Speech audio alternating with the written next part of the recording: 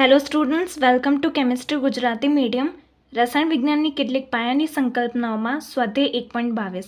જો પ્રકાશની ઝડપ એટલે કે વેગ 3 × 10⁸ મીટર પર સેકન્ડ હોય તો 2 નેનો સેકન્ડમાં પ્રકાશે કાપેલું અંતર ગણો. અહીં આપણને અંતર ગણવાનું છે અને વેગ આપેલો છે. વેગના એકમમાં જોઈએ તો એકમ છે મીટર પર સેકન્ડ. મીટર એ પણ એસઆઈ એકમ છે અને સેકન્ડ એ પણ એસઆઈ એકમ છે. અને જે સમય આપેલો છે એ નેનો સેકન્ડમાં છે, પણ સમયનો એસઆઈ એકમ શું છે? સેકન્ડ. તો આપણને પહેલાં આને સેકન્ડમાં ફેરવવું પડશે.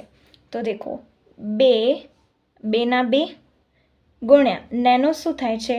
તો આપણી એનસીઈઆરટી બુકમાં ટેબલ નંબર 1.3માં એસઆઈ એકમમાં વપરાતા પૂર્વકમાં આપેલું છે કે નેનો થાય છે 10⁻9.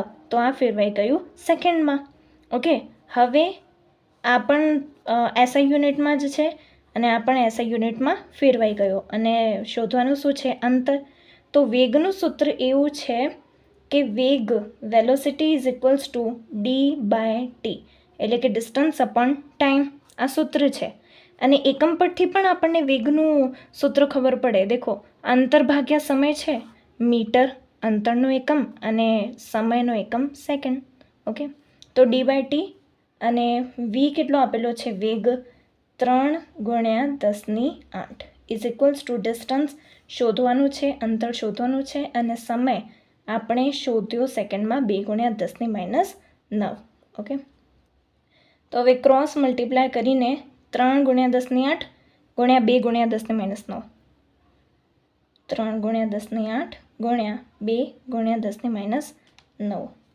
તો ડિસ્ટન્સ ઇઝ ઇક્વલ્સ ટુ 3 દુ 6 ગુણ્યા 8માંથી -9. ઓકે, તો 10⁻1. ઓકે, અને આ શેમાં આવ્યું? ડિસ્ટન્સ મીટરમાં.